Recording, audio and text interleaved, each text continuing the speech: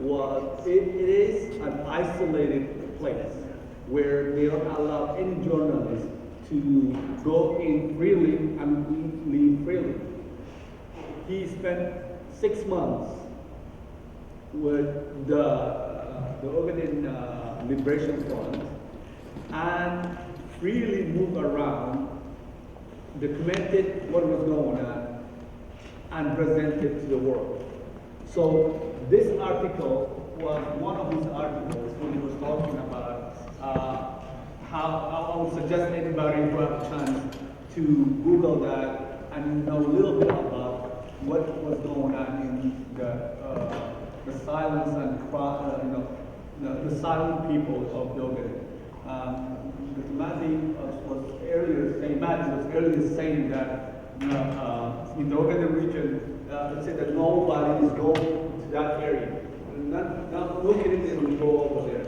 But unfortunately, the gas and oil companies, Canadian gas and oil companies, are going there. So, and those who want resources are willing to go wherever they need to. And that is happening, and we need to build that pressure. Those oil companies say that no, because unless there's a fair and free election, you should not be going there. And lastly, I just want to mention that even though the National Liberation Front is an army, was in 1995 when there was an open and fair and free election for the first time, and when the previous government fell, when they ran for an election in the Ogaden region, there 85% of that region, people in that region, voted for Mabi's party, and they won landslide in the whole region. But unfortunately, when they started doing oppression, and that's the time that the Liberation Front left, and that's why they restarted the struggle. I'm a non-violent person, but sometimes justice, you have to do what it needs to, what it takes to do it. So with that in mind, please, first of all, give a round of applause for this. Now I would like to invite Dr. Maxamuud Ugaas, who was actually part of that transitional government, was the minister at the time of Minister of Planning at that region, to talk about from his human rights experience. Let's give a round of applause.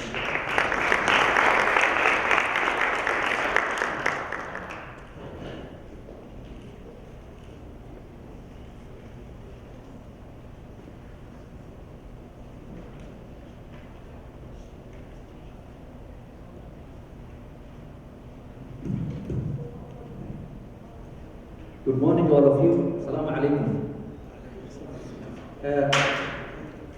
I would like to move from the geopolitics of the Horn of Africa down to the heartland of Ogaden and the genocide and the abuses that's happening in Ogaden inflicted by the Ethiopian regime. I will not talk more, but I will share with you small slides and pictures that speak more than words. The land is very rich, but the people living in that land are poor, not because of by nature, but because of human-made famine and poverty and abuses. So there are 4 perennial rivers which contain water throughout the year and irrigate farmland, which is very fertile. And there are 27 intermittent rivers which contain water for 6 months. They all irrigate farmland, valleys, and there are 43 streams, all of them irrigating farmland, containing 6 months of the year. So with that, there are only 10 million people, and it's the size the size of Germany, almost 500,000 hectares, 500,000 square kilometers. There are 1.5 million hectares of fertile land, which looks like that. 0.5% of the area is fertile, good for irrigation. And these rivers I was talking about are irrigating these valleys. There is 20% of the whole area of Ogaden is dense rangeland that no one can go through without proper roads. 10% are browsing land, good for camel browsing, and 5% are semi-desert. It's not a desert. A desert is when there is no rain, but there is 500 milliliters of annual rain, and about each 100 meters there are 200 species of trees, so it's not a desert, but it's shrubs land.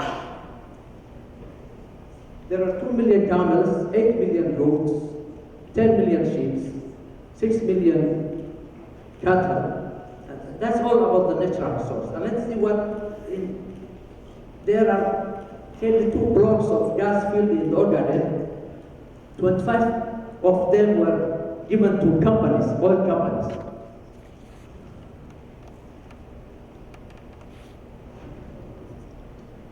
There are already 4 areas of gas field that has been explored. It's all about to be exploited. In Chefin area, 16 pumps are already installed. In Hilali, 20 pumps were done and installed. In Hargeli, the exploration stage is done, and Nawala is still in exploration stage. In that rectangle, it's almost half of the area is divided into 25 blocks that were given to oil companies. And there are statistics sometimes say, or scientists say, 30 trillion metric tons of oil and gas deposits there. True or not? You will see it is true. From 1920 to 1970, more than 6 oil companies come and take concession from that area and made some investment at least. And in 2000, from 2000 to 2016, 15 companies were matching that resource. Why they are doing that? Oil is there, it's true. Well, with all that wealth and prosperity, how would these people, do you think that their life is? They could be termed the poorest throughout the year, throughout the world. The poorest people live in that area. Why? There's economic blockade where they cannot even export their livestock to the neighboring countries. There is rape and torture and all degrading human rights abuses. There is burning of villages intentionally by the military, by the regime, by what they call militia, armed by its own governments, are burning the villages. There is mass murder everywhere. And there is open air detention. What's open air detention? If we imagine that there are 10 million people in that population maximum, and the average family size is 5. So there is 2 million families. For all that 2 million families, there's at least one incident of either detention, rape, confiscation of property, killing, or disappearance. So there are 2 million incidents of human rights abuses in that area for the last 25 years. From there,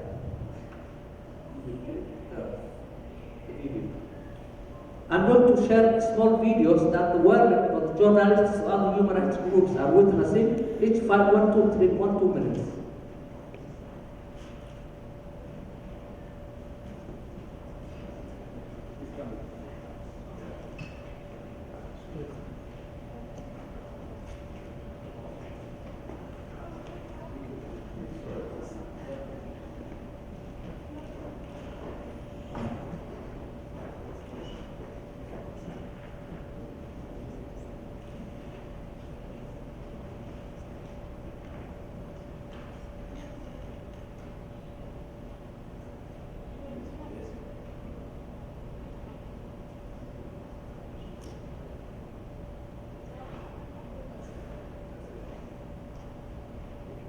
Version.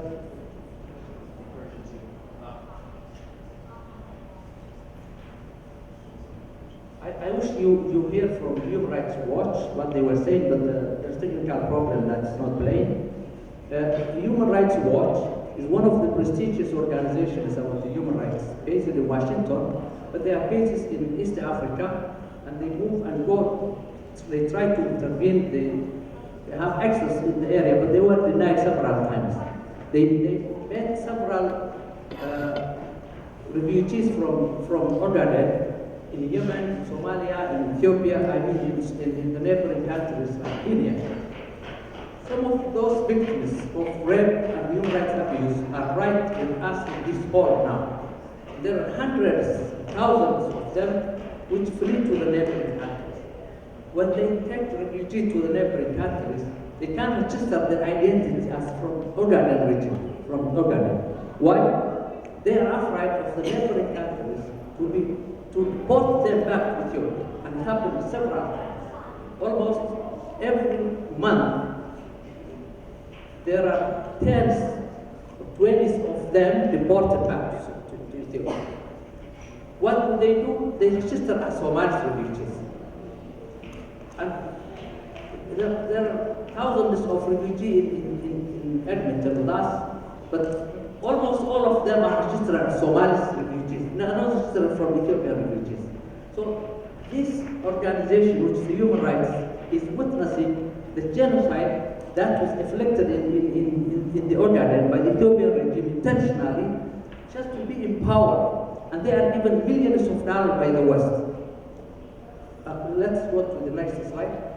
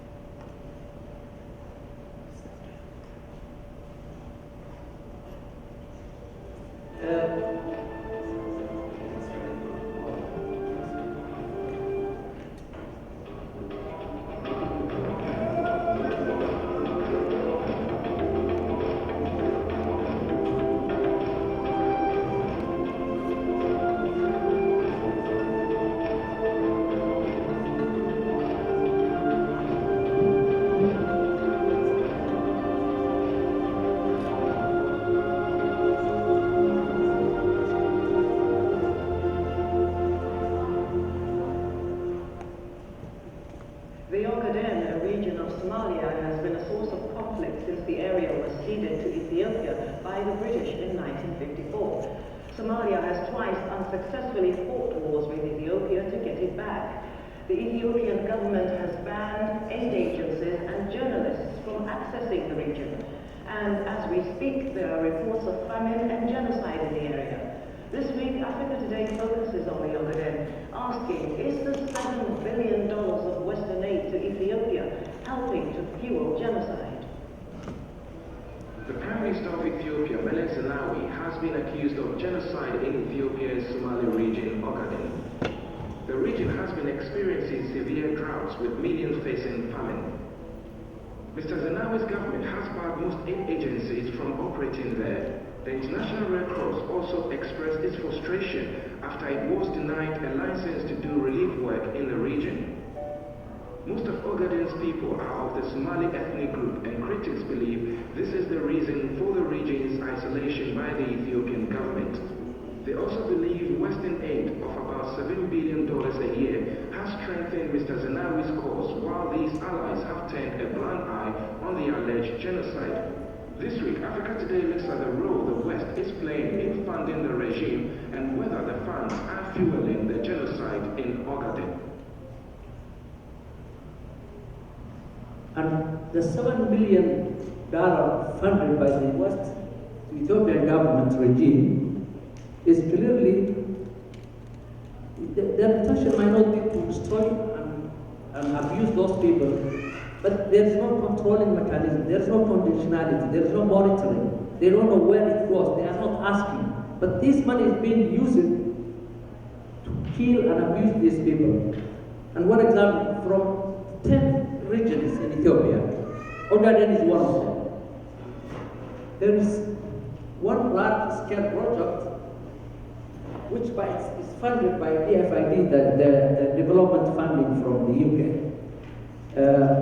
That goes to the peace and security stuff. What does that mean? The peace and security people are those people killing the other people, the civilians. And CEDA, the Canada Development, International Development Agency, out of 45 large scale in other parts of Ethiopia, they only funding one project, and that's not the Somalis in the Ogaden, but Sudanese refugees in the Somali region. There are so many other statistics we can share with you, but with the limited time we have, I will go to my other journalists with me.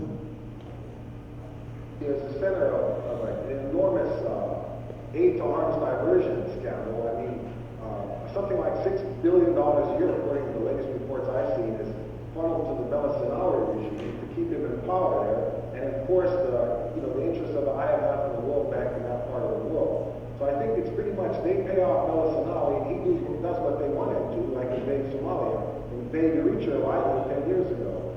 So I mean, I think it's right now Maxamuud is carrying out a genocide in the Ogaden, and it's escalating into a full-blown genocide where he's rounding up tens of thousands of ethnic Somalis in the Ethiopian Ogaden and putting them into basically starvation camps.